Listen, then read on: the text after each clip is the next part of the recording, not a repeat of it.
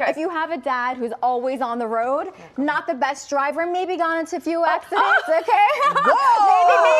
maybe one for yourself too. This is the Miofive. I'm a really big fan of this one. It's a dash cam, but what's really great about it is it's on the cheaper end. So look, it's taking a little video of us right here, if you can see on the phone and on the app right here. So it has 4K, and if dad's a little drowsy, it says, hey, pay attention. It has AI features, that's great. 4K, and it even says you're driving too fast. I gotta be honest, I feel like here in LA, you need one in the front and the back. And that's exactly what it is, so front and back. Nice. And so this is really great because it's on the lower end, but not lower ends all have the 4K vision and the night vision.